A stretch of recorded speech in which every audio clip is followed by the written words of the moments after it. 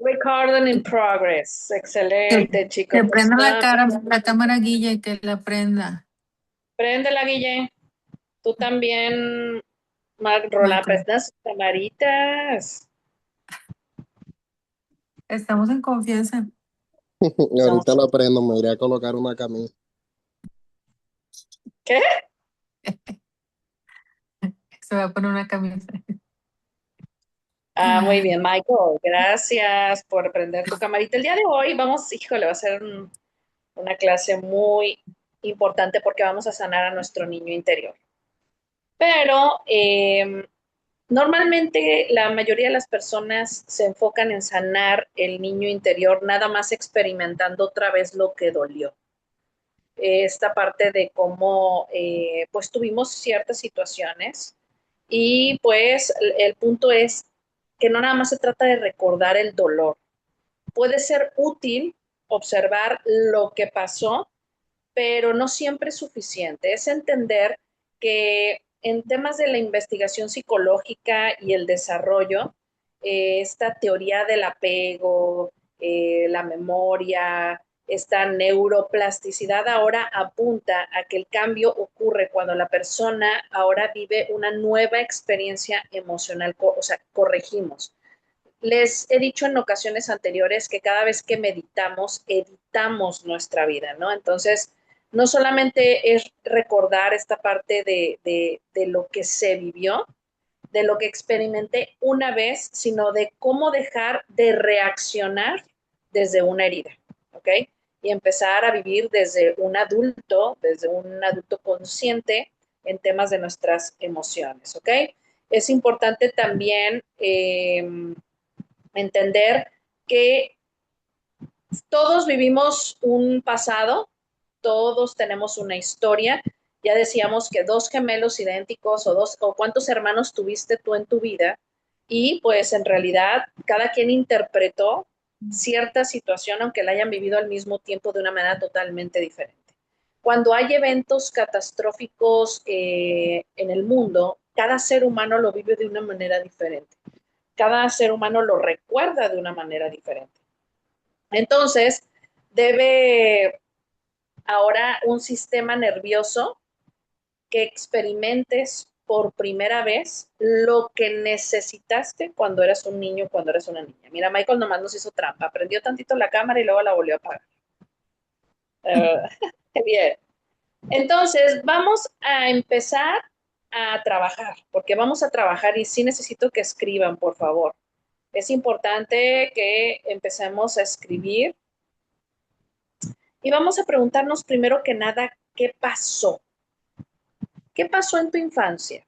Y quiero que empieces a escribir algunos detalles, puedes poner tópicos, ejemplo, podemos poner, oye, violencia, ¿qué pasó? Escasez, ¿qué pasó? Oye, me hacían bullying cuando yo era un niño, ¿qué pasó?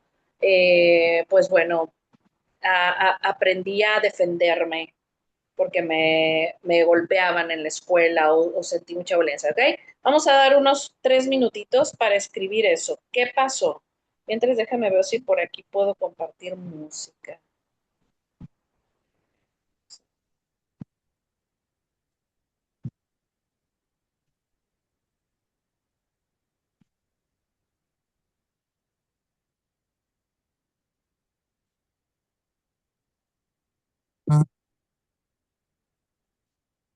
Hola, hola. Hola, ¿Quién dijo hola? yo.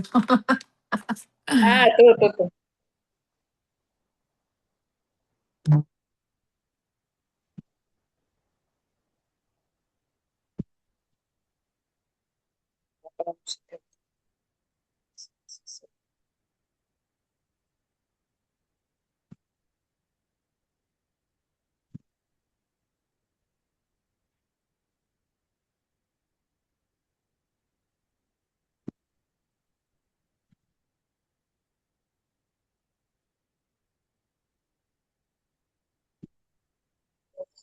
¿Escuchan ahí la música?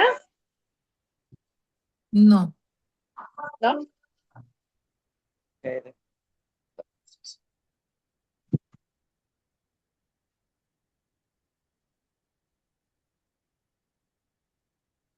Recording in progress.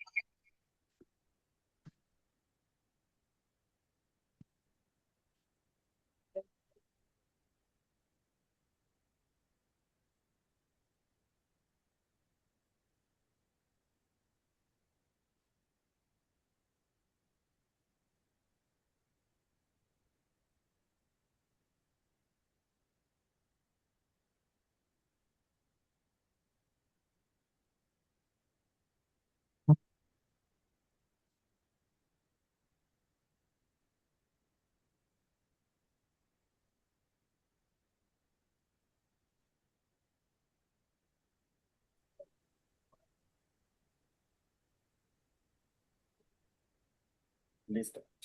Buenas noches, María. Hola, ¿cómo estás? Estamos ahorita trabajando, escribiendo.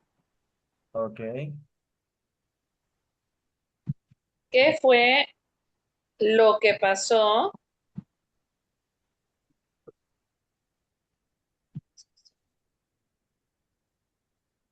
Lo que te pasó cuando eras un niño o una niña,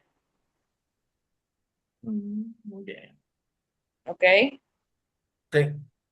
Bien, ya que escribimos qué fue lo que me pasó cuando era un niño o una niña, estamos sanando al niño interior, a nuestra niña interior, de una perspectiva diferente. Cómo dejar de reaccionar ante una herida y empezar precisamente a vivir con ese adulto para poder transformar también nuestras emociones, ¿ok? Ok.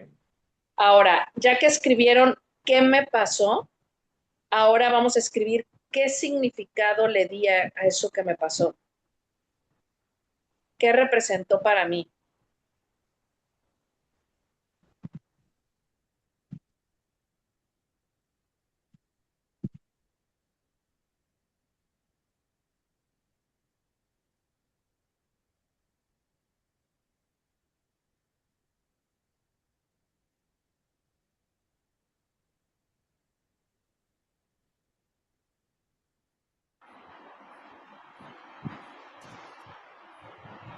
A ver, creo que ahí ya deben de escuchar la música, me dicen si la escuchan.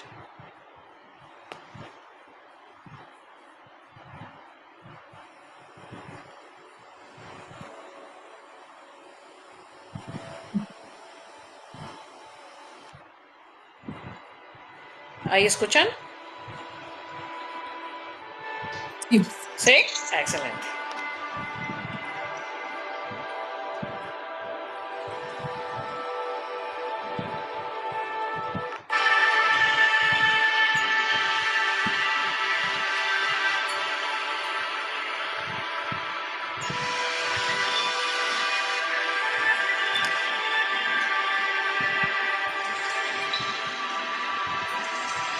Bien. Ahora, ¿qué necesito darme cuenta hoy?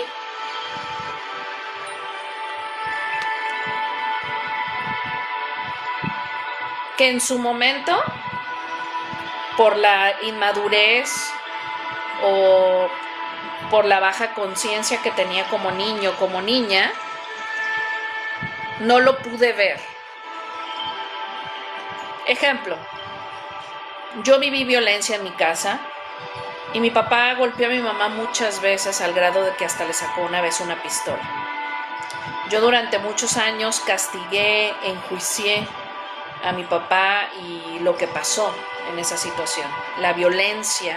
Pero claro estaba, mi conciencia no me daba más allá de lo que yo había vivido y de lo que había percibido.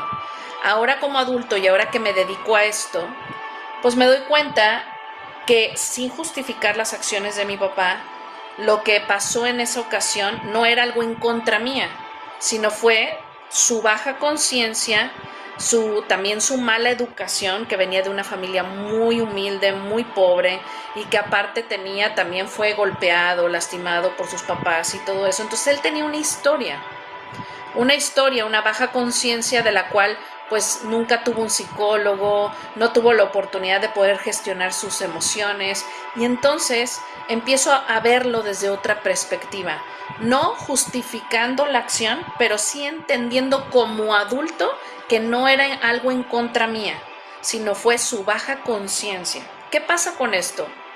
Alejo la responsabilidad. Normalmente nos sentimos culpables o con una carga extra, aparte que ya vivimos el trauma, nos sentimos con algo extra porque decimos, es que ¿por qué a mí? Eso fue porque yo. Oye, es que me siento culpable o me siento responsable, o por qué no pude ayudar a mi familia, o por qué no pude hacer algo diferente. Entonces, más allá de sanarlo, es comprenderlo desde un adulto de que, ok, ¿sabes qué? Es que yo no tuve la culpa.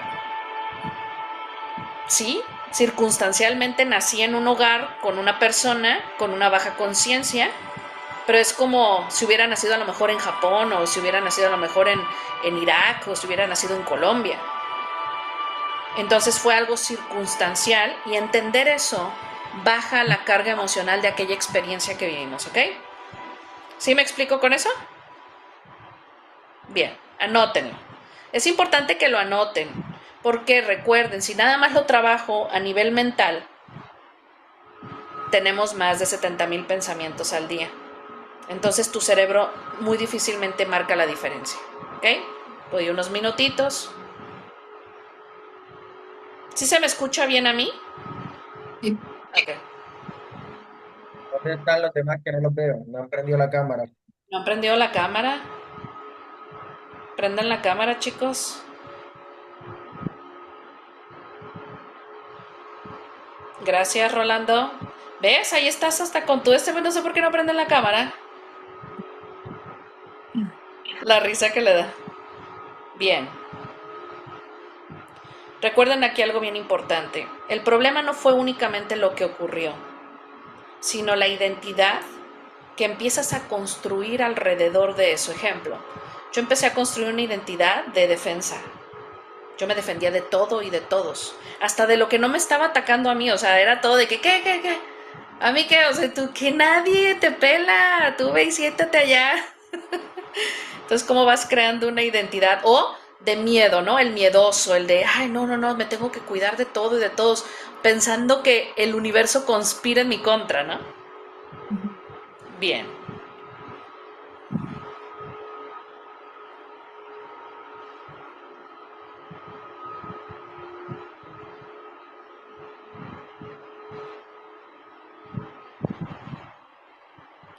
¿Qué identidad construiste alrededor? No soy suficiente, o no soy importante, o estorbo, o no merezco amor, no debo de cometer errores, oye, soy el perfeccionista, debo ser perfecto, o desde muy chiquito, muy chiquita fui un adulto.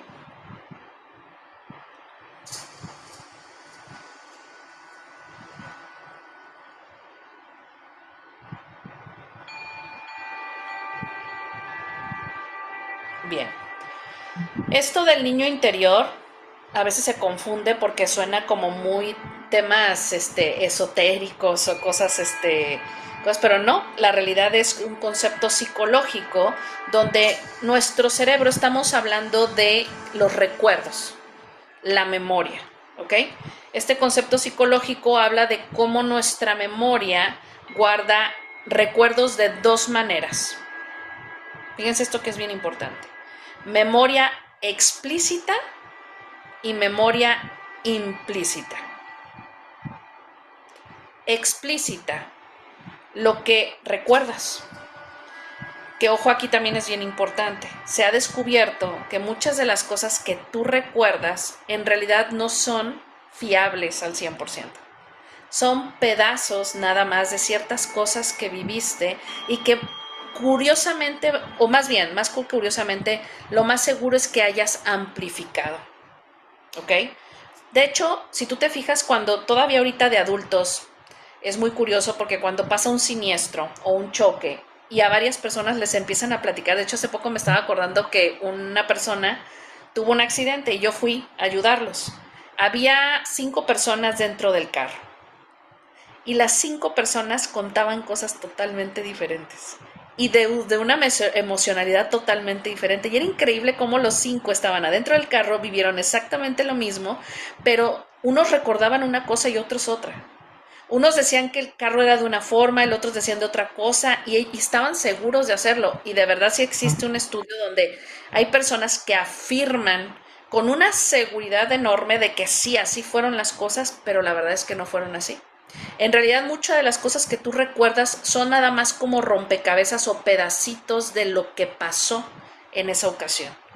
Entonces, cuando entiendes eso, también te das la oportunidad de saber que no todo lo que tú crees que pasó en tu infancia fue cierto. María, pero ¿cómo crees? Si yo me acuerdo, yo viví, yo sufrí, yo eso, pues sí, dúdalo. No todo lo que tú empezaste a construir en tu mente es realidad. Ahora, ¿qué es la memoria implícita? Lo que tu cuerpo aprendió. El músculo. Aquí está precisamente el niño interior, en esta parte del cuerpo, porque no solamente son recuerdos, sino es tu manera de amar. Fíjate qué increíble esto. ¿Cómo amas?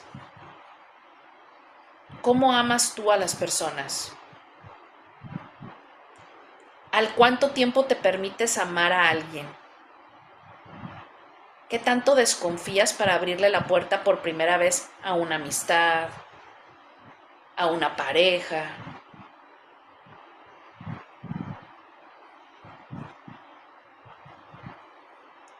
Y van a decir, María, ¿y esto qué tiene que ver con todo esto que vemos? Todo, porque precisamente la manera en la que interpretas y cómo fue tu niño es lo que estás interpretando cuando ves los números, cuando ves la bolsa, cuando haces transacciones del dinero, ¿ok?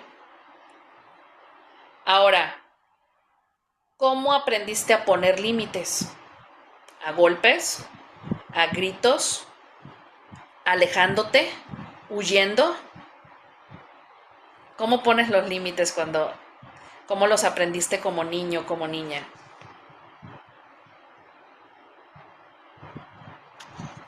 Ahora, ¿qué aprendiste acerca del dinero?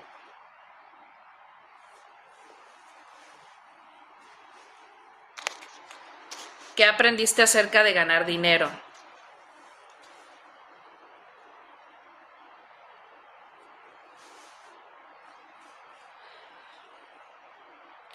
¿Cómo lo ganaban tus papás? Les cuento otra historia. A mí la verdad es que nunca me ha costado trabajo ser emprendedora y hacer negocios porque yo viví con un papá artista. Yo jamás vi a una persona que fuera a una oficina. Jamás. Y ahora entiendo por qué la programación es tan importante y cómo lo que vamos construyendo desde niños, pues de cierta manera nos ayuda o nos limita en la forma en la que pensamos como adultos. Entonces, a mí cuando me dicen, oye María, es que eres bien aventada, le digo, pues es que en mi casa siempre había esas subidas y bajadas. Yo veía a mi papá que de repente traía un montón de dinero y luego de repente pues no había shows y no salía y no pasaba nada. Y luego mi papá se podía despertar a las 12 del mediodía o 3 de la tarde y no había nada, y luego había fiestas a las 10 de la noche. Entonces, toda esa apertura, por eso cuando me llamaba la atención ya como adulto, cuando yo me caso por primera vez, mi ex esposo, pues trabajaba en una oficina 8 horas diarias y yo así como que, órale, qué raro, ¿no? Cuando yo intento, fíjense qué cosas, para unas personas es muy normal, y cuando yo intento trabajar en mi primer empleo como en un gimnasio 8 horas, pues hace cuenta que yo decía, ¿qué es esto? O sea, no, a mí esto no no, yo no puedo con esto, y nunca se me dio. De hecho, yo desde muy joven tenía muy claro que yo prefería 1000 veces la inseguridad que trabajar 8 horas en un lugar. Y curiosamente el 90% de las personas piensan totalmente diferente. Prefieren 1,000,000 de veces la seguridad que estar en esa parte incierta de a ver cómo me va mañana. O sea, la gente no lo tolera. No tolera. Yo, por ejemplo, imagínate, yo empecé como cantautora y yo sabía que cuando yo iba a pedir trabajo, yo ya a mí me iban a decir que no. No. Yo estuve en Operación Triunfo, en la academia, estuve también se me fue La Voz México, y recibí muchísimos no. No, no, no, no, no, no, no. O sea, era un rechazo constante. Irónicamente, a la gente lo que más le duele y lo que más le da miedo es el rechazo. Y yo estoy acostumbrada al rechazo todo el tiempo. Es más, estoy acostumbrada a perder mi trabajo en temas de música cada 3 meses. Normalmente en los bares, en los lugares, en los eventos, te contratan cada 3 meses. Máximo, si duraste un año, wow, fue muchísimo. Entonces yo ya sabía que cada 6 meses o cada año iba a perder mi trabajo. Sin problema. María, tu sistema nervioso se alteraba por perder trabajo y eso no. La verdad es que estaba acostumbrada. Pero fíjate qué increíble, o sea, y en su mayoría es al revés, totalmente al revés, ¿ok? Entonces, nuevamente, ¿cómo aprendiste a ganar dinero? Y lo aprendiste por medio de tu papá o de tu mamá. Oye, viste que se esforzaban mucho. ¿Qué tanto tú veías que sufrían tus papás a la hora de trabajar? De que, llegaron, ¿qué tanto se quejaban después de que llegaban de trabajar? Ay, no, estoy bien cansado. No me molestes, mijito, porque vengo muy cansado. Fíjate todo lo que empezó a interpretar tu mente. A veces yo veo a gente que cuando yo la cuestiono de su trabajo o de las tareas que hicieron en su día, les digo, a ver, ok, ¿qué hiciste? No, pues esto, y lo disfrutas, sí, sí, sí. Entonces, ¿cuál es el problema? Y ya después lo piensan y dicen, no, pero resulta que tenían una mamá o un papá que se la pasaba quejándose todo el tiempo de su trabajo y entonces es como parte de la dinámica, ¿no? Pues si no me quejo, pues entonces es como si yo no haya ido a trabajar. ¿Les ha pasado? O al contrario, por ejemplo, si tuvieron una mamá o un papá que trabajaba más, o sea, 12 horas, llegaba y luego iba otra vez a otro lado, entonces tenía que esforzarse demasiado para ganar el dinero, ¿ok? Bien, la siguiente, ¿cómo aprendió tu niño o tu niña a reaccionar? ¿Cómo reaccionas normalmente? ¿A qué, María? A todo. ¿A qué me refiero? Hay personas que a todo son bien envalentonadas. Sí, dale, vamos. Oye, no, sí, ok. Oye, se cayó algo y pum, van rápido y lo recogen. Oye, en alguna circunstancia peligrosa, luego reaccionan y van. Y hay otras personas que son más pasivas. Que dicen, no, pues la verdad es que yo sí me tardo, María, primero en que me caiga el 20 de lo que pasó. No sé, tuve una discusión con mi pareja y de repente pues no le agarré la onda hasta el segundo día. A los 2 días apenas me estoy dando cuenta que ya me peleé, ¿no? Entonces fíjate cómo vas aprendiendo. ¿Cómo aprendiste a elegir pareja?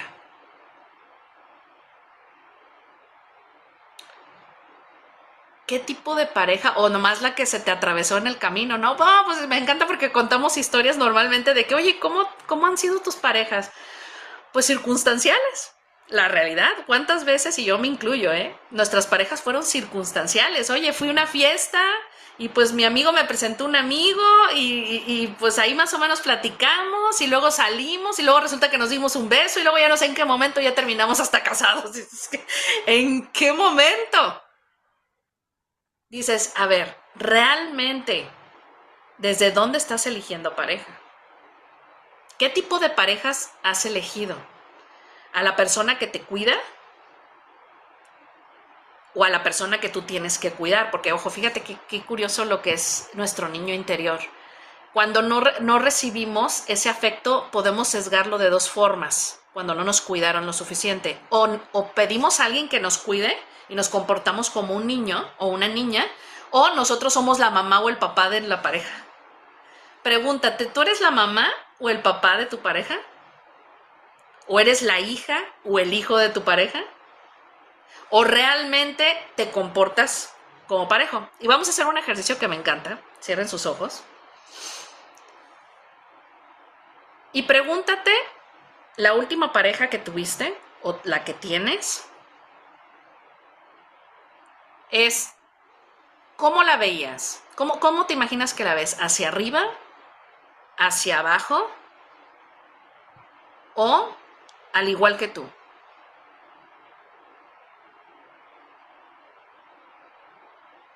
Bien. Abre tus ojos. A ver, Lupita, ¿cómo lo ves? ¿Cómo lo veías? Tienes micrófono prendido, creo. Sí, sí, está prendido. Igual, Igual, ok. ¿Tú, Miguel? Igual, María. Igual. ¿Rolando? Igual. Igual. Bien. Es importante porque ahí habla mucho de que si lo ves hacia arriba, pues lo veías como una autoridad, como un padre, una madre, y si lo ves hacia abajo, es que lo veías como un hijo, como una niña, como un niño. Bien, ahora, ¿cómo aprendiste a confiar cuando eras un niño o una niña? ¿En quién confiabas cuando eras un niño o una niña? Qué interesante, me gusta Rolando cómo se pone a pensar. Así de que está padre, ¿verdad? De estar pensando en eso, cosas que normalmente no nos cuestionamos. Yo, por ejemplo, una de las personas, curiosamente, a pesar de que muchos de mis familiares me trataron con violencia y tuve muchas personas en mi vida que me violentaron, pues una de las personas dices, oye, a veces generalizamos, oye, es que yo no confío en nadie, María, no es cierto. Eso es una mentira. Y se enojan conmigo luego cuando vienen conmigo a terapia, a sesiones, porque le digo, no, no es cierto que no confías en nadie. No todo el tiempo y no todos. Yo en lo personal, a pesar de toda la violencia, yo sí en alguien confiaba, era en mi abuela. ¿Cómo aprendí a confiar en mi abuela? Curiosamente, ojo con esto, porque me daba de comer.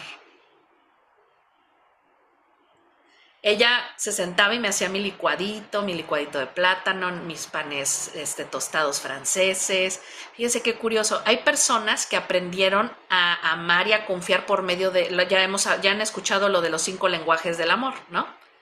Que es el servicio, es los regalos, que es también la parte de las caricias, las palabras, etcétera, etcétera. Entonces, pero tú, ¿cómo aprendiste a confiar cuando eras un niño o una niña? ¿Ok? Acuérdense de escribirlo. ¿Cómo aprendiste de niño o de niña a sentir culpa? ¿Qué te hacían sentir culpable? ¿Por sacar malas calificaciones? ¿Por haberte comido toda la nieve? ¿Por agarrarle dinero de la bolsa a tu mamá? ¿Para irte a comprar unas papitas o algo?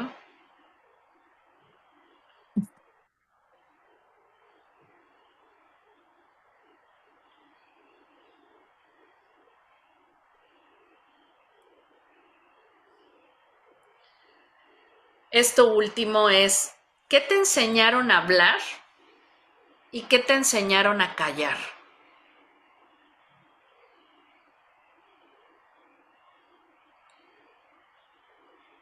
¿De qué sí se hablaba en tu casa? Oye, no, pues aquí sí hablábamos de dinero, la verdad. Se sentaban mis papás a hablar de las cuentas, a hablar de lo que se tenía que pagar, de cuánto dinero se tenía que ganar, etcétera, etcétera. O no, aquí de dinero no se habla, es de mala educación. ¿Sabías cuánto ganaba tu mamá y tu papá? ¿Lo intuías? ¿Alguna vez te dio curiosidad?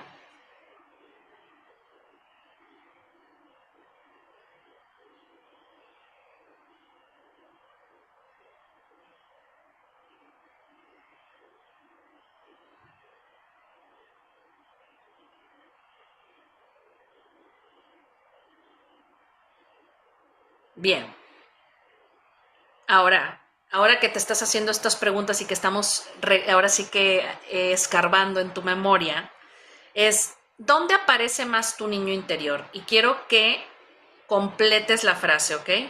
¿Dónde aparece más tu niño interior o tu niña interior en la actualidad? ¿Cuándo? ¿Cuándo aparece tu niño interior? Cuando me enojo, cuando las cosas se ponen difíciles, cuando me ignoran, cuando te critican, cuando te rechazan, cuando te comparan. Y por cada persona es diferente. Por ejemplo, yo lo veo, me encantan las reacciones. Yo cuando voy a reuniones, créanme que me he hecho un amante de observar, hasta en los restaurantes. Tú ves a las personas y ves a una persona, hasta en los meseros, vas a un restaurante y ves a las personas y ves al mesero que está distraído y no pela y eso, y a la persona que no le está poniendo atención, que se siente rechazado, cómo reacciona, enojado, iracundo, ¿cómo no? Te estoy hablando, ¿por qué no volteas? Si te estoy hablando, te estoy diciendo desde hace rato, y ay, dices, wow, ¿cómo reacciona luego su niño interior, no? O ves a una persona que le hacen cualquier comentario o una crítica o lo que sea y, ¿no? Se enoja. O cuando lo comparan. ¿Te compararon con tus hermanos? ¿O con el primito o con alguna persona cuando eras un niño o una niña? ¿Qué tanto te comparaban? Cuando te gritan, cuando te equivocas y la principal, ¿no? Cuando pierdes dinero. ¿Alguna vez perdiste dinero cuando eras un niño? La risa de Miguel así de, ¿alguna vez perdieron dinero cuando eran niños?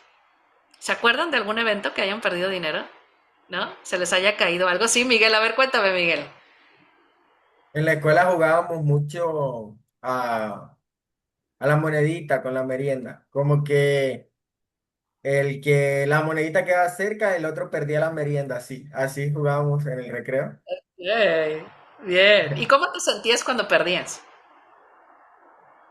Era como triste porque había perdido ese día. Ok. ¿Te Pero reclamabas? ¿Durabas mucho tiempo triste por haber perdido? no demoraba mucho tiempo triste por haber perdido. Luego te recuperabas. Oye, ¿y cómo reaccionabas? ¿Como con coraje de que ya mañana voy a ganar? ¿O cómo reaccionabas como niña? De que hoy había perdido, pero mañana había otra oportunidad. Ok, Y volví a recuperar el dinero.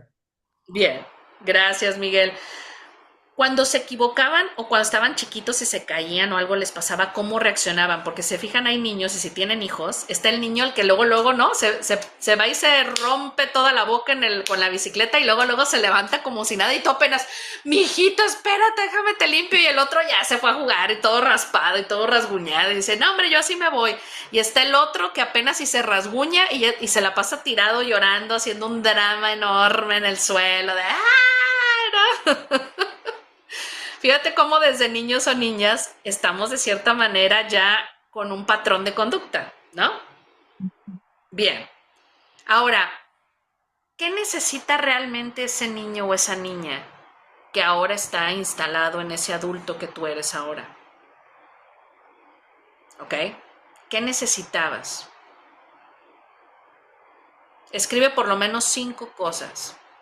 ¿Necesitabas que por lo menos te dieran un abrazo cuando tú te enojabas? Unas palabras de comprensión. ¿Necesitaste más atención?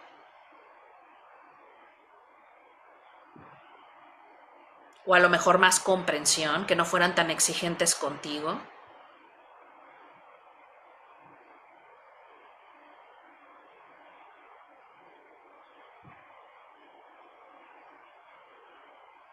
Recuerden que en realidad lo que pasó en tu vida no importa tanto, sino toda la interpretación y lo que has cargado durante lo largo de tu vida.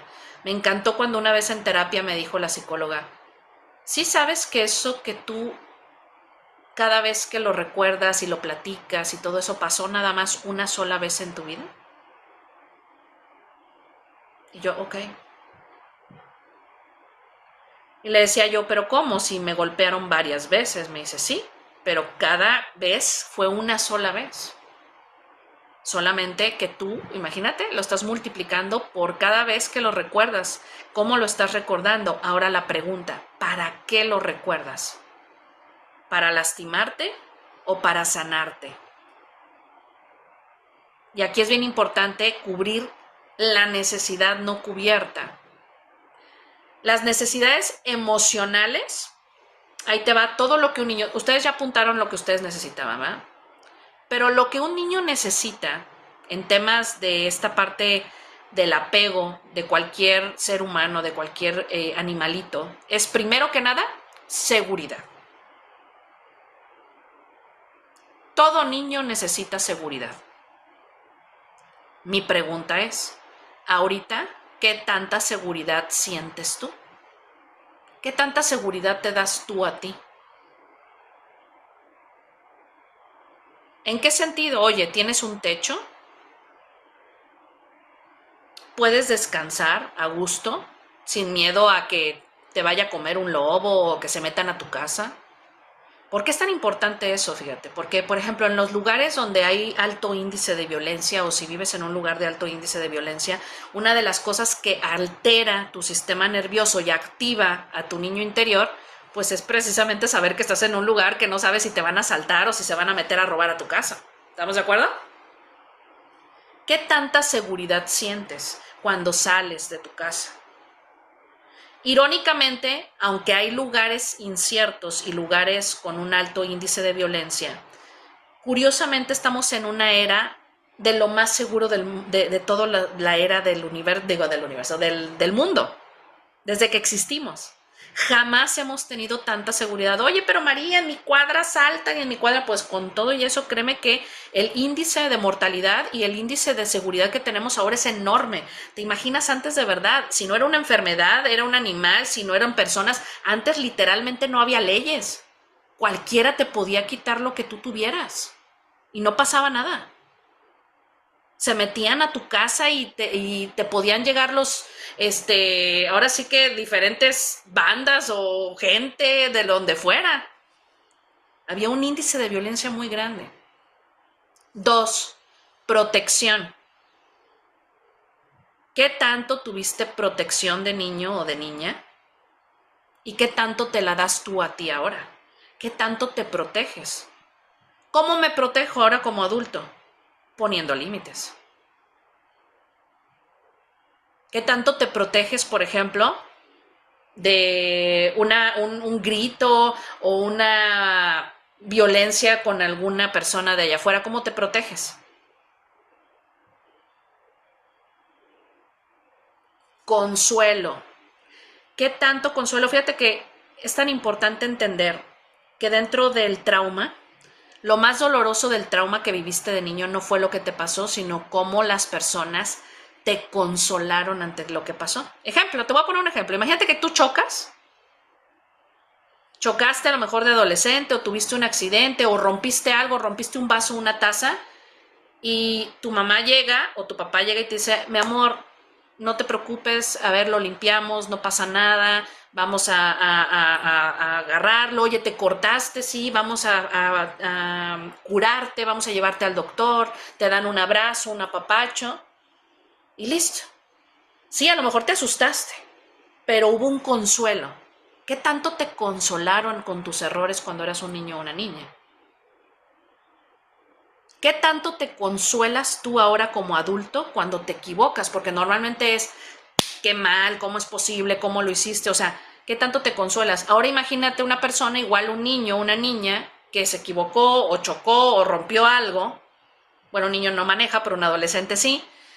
Y le hablas a tu mamá o a tu papá y te dice, ¿qué? ¿Cómo es posible? Pero te dije, mijito, o sea, sí, yo ya lo sabía. Pues si estás bien tonto, bien tonta, ve nomás cómo lo hiciste. Entonces, imagínate, ya no es nada más el trauma en sí, porque de hecho se ha visto constantemente que después de haber vivido algo muy difícil, si tú recibiste un consuelo adecuado, lo más seguro es que ese trauma lo vayas a cruzar muy fácilmente y muy rápidamente. Siguiente, miradas. ¿Qué tanto te miraban a los ojos cuando eras un niño o una niña? Sobre todo tus padres, ¿te volteaban a ver a los ojos? ¿O siempre estaban ocupados volteando a ver hacia otro lado mientras tú les decías algo? Digo, en ese entonces no había celulares, pero ¿qué tanto ellos estaban a lo mejor viendo la tele o haciendo otras ocupaciones mientras tú le hablabas, oye mamá, mamá, papá? ¿Te volteaban a ver a los ojos? ¿Recuerdas la mirada de tu papá y de tu mamá viéndote a los ojos? Diciéndote algo. Ahora, ¿cómo haces contacto visual con las personas? Otra de las cosas que necesitan los niños es validación. ¿Qué tanto te validaron cuando eras un niño o una niña? ¿Y qué tanto te validas ahora?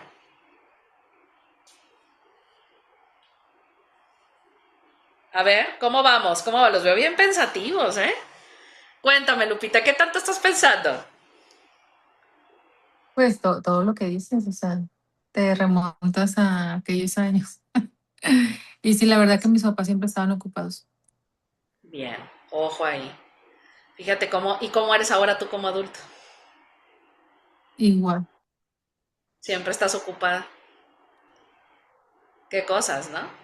Y a veces, Mm. curiosamente, las cosas que nos lastimaron o no nos gustaron de niños o las terminamos replicando o polarizando, ¿ok? Adelante, Rolando, abriste micrófono. Oye, no sé por qué te dejaste de ver, algo pasó en tu pantalla. Bueno, se debería estar viendo. Ahí te veo. Ay, Yo me mira, estaba hizo... riendo porque, bueno, yo soy cubano. Ajá. Creo que nuestros padres en Cuba, no sé, quizás por el temperamento o algo, siempre cada vez que uno hacía algo mal, aquellos te daban golpes por todos lados. Hasta te pegaban más de que estás menso. Muchacho. Y eso de las miradas, yo me reía cuando usted lo estaba comentando, porque definitivamente nosotros de niños, bueno, a mí me crió mi mamá y mi abuela, una persona adulta que había tenido 9 hermanos, y ella había sido la primera que había casi que criado a sus 9 hermanos, y entonces ella nada más que me miraba como diciendo, estás haciendo algo mal, y yo nada más que ella me miraba a los ojos decía, corre y no hagas lo que estás haciendo porque te van a matar. Porque sí, a mí me criaron duro. Mi abuela y mi mamá me llevaban duro. Pero bueno, quizás eso influyó en convertirme en la persona que soy ahora. Y entonces, nada, le agradezco realmente infinitamente a ellos porque gracias a esa enseñanza creo que soy una persona de bien.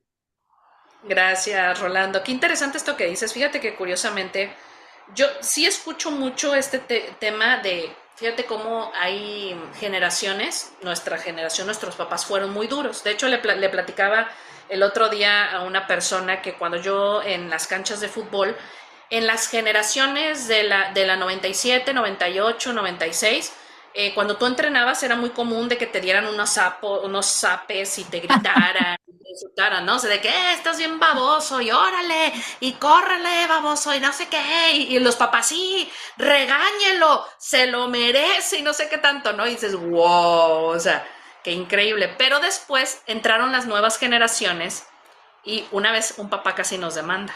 A mí no, digo, a mi ex, por gritarle a su hijo. Y ahora está prohibido en los colegios levantarle la voz a los niños y siquiera pegarles, porque te corren de la escuela y te demandan.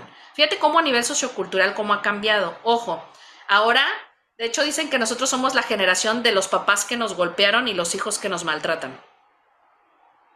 Fíjate qué increíble.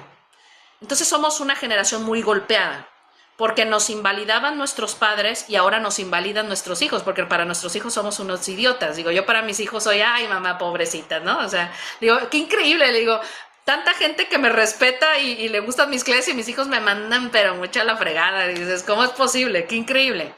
Pero nuevamente, más allá de cómo lo interpretamos, ahorita Rolando dijo algo muy importante. Él interpretó que fue algo bueno para su vida. Sin embargo, las estadísticas nos dicen que muchos de los traumas de las personas adultas de ahora y adicciones, alcoholismo, cigarro, alimentación, viene precisamente de la mala educación que recibimos de nuestros padres. Oye, María, una cosa, por ejemplo, yo detecto que varias personas, o sea, les gusta que los esté viendo a los ojos, o sea, cuando están platicando conmigo, o sea, me buscan así la mirada para que les ponga atención y como yo no estoy acostumbrada, entonces para mí no es ofensivo, entonces Claro. yo estoy haciendo mis cosas y yo digo, pero ¿por qué quiere que lo vea? O sea, lo estoy escuchando, le estoy poniendo atención, pero las personas, o sea, tanto yo, o sea, yo toco, siento que es su herida y yo me remonto a lo que yo estoy acostumbrada, entonces Claro. pues es como raro. Bueno, sí, ojo, sí hay un nivel de atención cuando tú estás nada más escuchando. Sin embargo, a nivel cognitivo está demostrado que si tú no volteas a ver a los ojos, en efecto estás mandando una señal de que no estoy poniendo atención. Y a lo mejor tú puedes decir, pues sí me acuerdo, sí lo hago, pero sí, en efecto, la persona no se siente atendida. De hecho, se toma en temas, por ejemplo, cuando estás en una reunión de jefes o en el trabajo y eso, pues sí. O sea, si tú no estás poniendo atención, pues te van a decir, oye, espérame tantito, salte de la junta mejor, ¿no? O sea, o no estás aquí. En la escuela simplemente. Tú ibas a la escuela y si tú no volteabas a ver enfrente al maestro, pues entonces tú no estás poniendo atención, entonces te sacaban del salón. ¿Ok? Ujú. Entonces, bien, es importante entonces entender qué tanto es un cuento que yo me estoy contando o funciona realmente en mi vida. Entonces, validación. Otra de las cosas que necesitaba mucho un niño es jugar. ¿Qué tanto jugaste? Ya Miguel nos dejó claro que le gustaba jugar bastante. Fíjate que eso es algo bien curioso a nivel sociocultural. A los niños se les permite mucho jugar. Pelota, corren, brincan, saltan, se ensucian, pero mucho de las niñas era, hey, no te ensucies, mejor siéntate. Y tranquila, tranquilita, no corras tanto.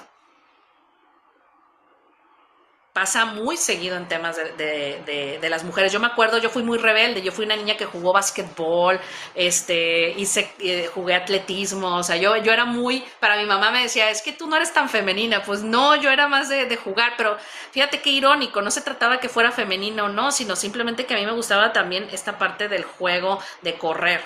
Ahora pregúntate, ahorita de adulto, ¿qué tanto juegas? ¿Por qué no ves todo esto de ganar dinero como un juego divertido, donde ganas, pierdes, te emocionas? Es un juego. ¿Qué tanto te permites jugar ahora como adulto? Libertad. ¿Qué tanta libertad tuviste de niño, de niña? ¿Escogías tu ropa? ¿O te vistieron como quisieron? Ay, no, mi mamá de veras me ponía cada cosa que dices, no, por favor. ¿Qué tanto tuviste libertad? Hasta cierto punto, claro, no se trataba que te fueras a donde tú quisieras y eso. Hoy hay unos niños que sí fueron muy libres desde chiquitos. Ahorita, ¿qué tanta libertad tienes? Pero ojo, no estoy hablando del trabajo ni nada. ¿Tú qué tanta libertad te das? Porque es de verdad, chicos, es una mentira. Nada más eso lo del trabajo. ¿Saben por qué es una mentira? Porque estamos tan condicionados socioculturalmente hablando que las personas que dejan su trabajo y se dedican a ser emprendedores o a poner su propio negocio o a hacer otras cosas, se esclavizan más que en su propio trabajo. Está comprobado que los emprendedores trabajan mucho más horas que un trabajador promedio. Y se tratan y se pagan muchísimo peor que antes. Yo les digo, es más, si pudiéramos poner leyes para los emprendedores, para ustedes mismos ya estuvieran en la cárcel por incumplimiento laboral, de cómo no se respetan sus tiempos, sus comidas y sus cosas. Imagínate qué terrible. Límites sanos. ¿Cómo te pusieron los límites cuando eras un chiquito? Un bebé, un niño, una niña. O te golpeaban cada vez que te equivocabas. A mí me pegaron, pero hasta que se cansaron. Yo recibí muchos golpes. Y hacemos mofa y nos reímos de eso también, de que, la chancla y todo ese rollo. Y dices, bueno, pues ya como adulto es una forma de trabajarlo. De hecho, curiosamente, la comedia y el chiste es una forma de terapia. Burlarse de algo que me dolió o que me golpearon, pues termina siendo mejor chistoso. Mejor me río, ¿no? Pues ¿para qué lloro? Pues ya me pegaron. Aceptación. ¿Qué tanta aceptación recibiste cuando eras un niño o una niña? ¿Qué tanto te aceptaban tus amiguitos? ¿Qué tanto te aceptaba la familia? ¿Qué tanto te aceptaron tus hermanos? Eso es un tema, porque cuando tienes varios hermanos es como que, ay, no, la chiquita, no, hombre, todos te hacen bien gacho, ¿no? Como que eres la mensa o el menso de la familia ya. ¿Tuvieron hermanas? ¿Sí? ¿Qué tanto? ¿Qué tanta aceptación tuvieron por sus papás también? ¿Qué tanta aceptación sienten ahora de su entorno, de su trabajo, en los lugares que ustedes escogen? ¿Qué tanta pertenencia? Híjole, esto es bien importante. Fíjense que a mí me pasó algo bien curioso, que todavía estoy trabajando y que todavía me pongo a pensar por qué sentía eso. Yo siempre pensé que yo no pertenecía a mi casa. De hecho, hasta llegué a pensar que yo era adoptada. Yo juraba y según yo buscaba, yo dije, un día voy a encontrar que seguramente me adoptaron, porque no sé, yo sentía que no pertenecía a mi hogar. ¿Por qué? No me preguntes, pero me costó mucho trabajo. Y era una persona que en ciertos ambientes y eso no sentía que pertenecía. Y ahora como adulto busco mucho eso, esa parte de donde siento que pertenezco. Ahora como adulto, ¿qué tanto perteneces? Confianza. ¿Qué tanta confianza te daban tus papás a ese niño? ¿Confiaban en ti? O no, a ver, hazte para allá, estás bien menso, déjame, lo hago yo. No, sí, había papás de que bien ganchos, de que apenas si ibas a agarrar, oye, mijito, tráeme eso. No, no, ya mejor no lo hagas, déjame lo hago yo, porque nomás no lo sabes hacer. ¿Qué tanto tienes confianza tú ahora de adulto? ¿Qué tanto contacto físico tuviste de niño o de niña? ¿Qué tanto te abrazaron, te acariciaron, te cargaron? ¿Qué tanto contacto físico tienes ahora de adulto? ¿Qué tanto permiso tenías de niño de equivocarte? ¿Se te permitía equivocarte? ¿O eran chanclazos y sombrerazos cada vez que te equivocabas? Y ahorita de adulto, ¿qué tanto permiso te das para equivocarte? ¿Listo? Bien. Todo niño toma decisiones para sobrevivir. Ejemplo, si hago todo perfecto, me van a querer. Si no molesto, no me van a abandonar. Si cuido a todos, yo valgo. Si estudio mucho, pues me van a voltear a ver y me van a reconocer. Si tengo dinero, ya nadie me va a humillar. Yo ya no voy a ser menos. Si soy fuerte, el más fuerte de la familia, ¿qué crees? Nadie me va a volver a lastimar. Michael, cuéntame, ¿te hace sentido todo esto que estamos viendo? Que he viajado en el tiempo y no solamente me estoy colocando impuestos, sino también el de mis hermanos. Como usted dice, cada quien vive su perspectiva y todo eso pues nos lleva a un puesto distinto en el que estamos. Por ejemplo, a mí siempre me dieron mucha confianza y ahorita me siento capaz de cualquier cosa, pero siento que mis hermanos no piensan así. Y yo sí quiero que piensen así, a veces les digo, lo puedo porque lo hago, siento que puedo. También si sientes lo mismo, lo vas a lograr. Y no logro cambiar eso en uno de mis hermanos, que esa es mi meta. Bien, gracias, Michael. Oye, qué interesante esto que dice la confianza. Chéquense esto, chicos. Y a mí me sorprende por eso cada vez más la mente humana. María, ¿es muy bueno que tus padres te den confianza cuando eres un niño o una niña? Sí, claro. Pero depende del contexto y cómo lo fuiste manejando también de adulto. ¿Por qué? Porque luego el exceso de confianza también. Imagínate una persona que puede ser que tiene tanta confianza que puede tener esa avaricia, tener ese ego enorme de pensar de que él jamás se equivoca y que todo está bien. Y digo, no estoy diciendo que sea tu caso, Michael, pero me llamó la atención porque es cierto, a veces puede ser funcional y a veces no. He visto personas con un exceso de confianza que los tachan de que no, nadie los quiere invitar porque son súper soberbios, egoístas, etcétera, etcétera. Entonces, ¿cómo, a qué justo medio, qué dosis es la que necesito? ¿Ok? Era lo que decíamos también en su momento cuando veíamos los pecados capitales del trading. Cómo también el exceso de confianza puede ser un problemón. Miguel lo ha dicho. A la hora de estar haciendo la operación, ¿no, Miguel? Sí, María. Entonces, fíjate qué importante. Entonces, esas decisiones fueron inteligentes en su momento, pero quizás ahora ya no te sirven. Ya no tienes que ser la fuerte. Lo veo mucho, por ejemplo, también en temas de mujeres. No, yo soy la que puede con todo y eso, pero pues no te sirve. Es momento de soltarlo. ¿Ok? Entonces, cierren sus ojos. Ya vamos a ir terminando. Cierren sus ojitos. Bien. Hay cosas que a lo mejor tu memoria consciente olvidó o recuerda, pero todo tu sistema nervioso recuerda, los músculos recuerdan, tu intestino recuerda.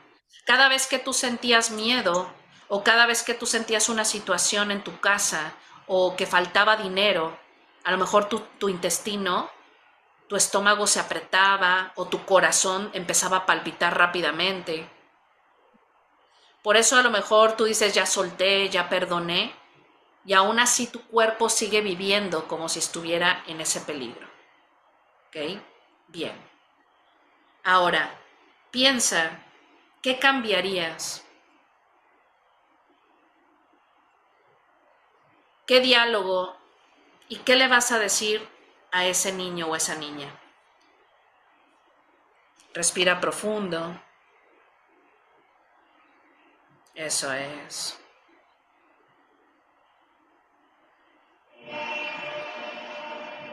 Y ahora imagínate que entras a una habitación, abres la puerta y en esa habitación está un niño o una niña.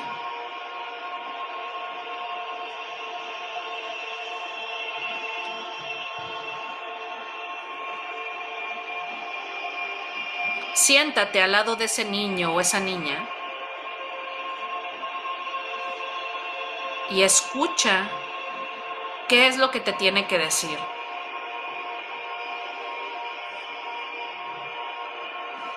Pregúntale, ¿qué quieres decirme?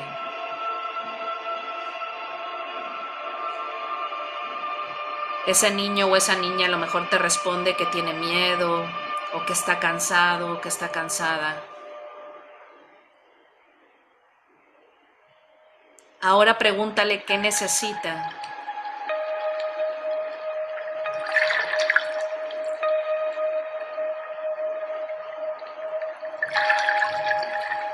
Pregúntale qué fue lo que le dolió.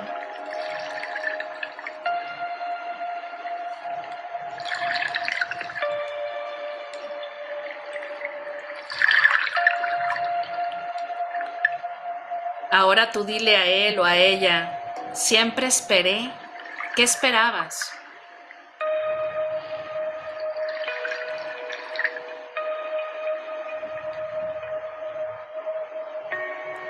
Nunca entendí.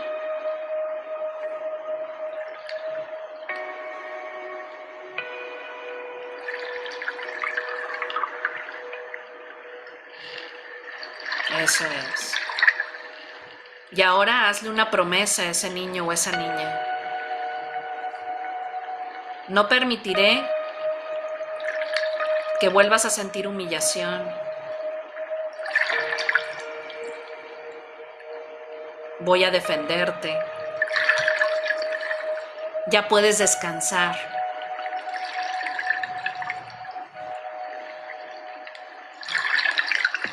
No tienes que ganarte el amor. Te lo mereces. Puedes llorar. Puedes desahogarte. Puedes equivocarte. Puedes crear y ganar todo el dinero que tú quieras.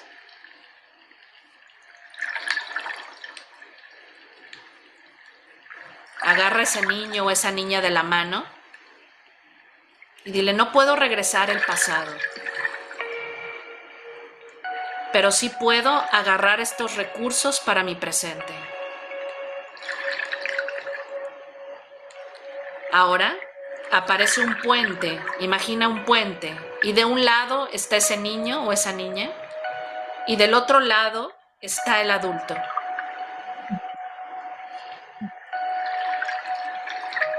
Empiezan al mismo tiempo a caminar sobre ese puente, cruzan y se abrazan. Míralo a los ojos, mírala a los ojos. Y pregúntale, ¿qué edad tienes?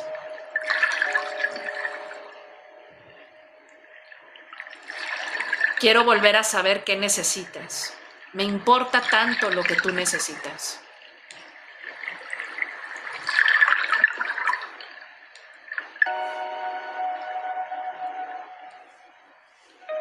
Y dile que le prometes desde hoy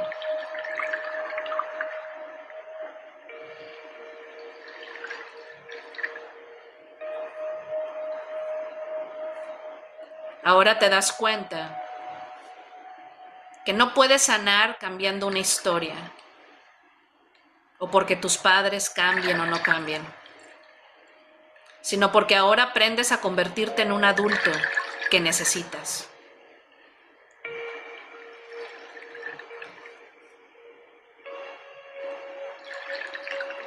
Eso es.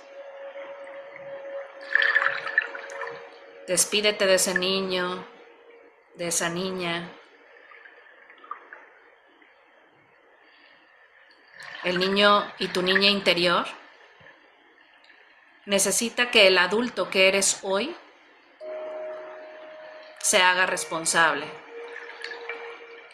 Quizás has pasado años esperando que alguien llegue a rescatarte, pero hoy te das cuenta que ese adulto que lo va a amar y lo va a abrazar y la va a abrazar eres tú mismo. Respira profundo y abre tus ojos.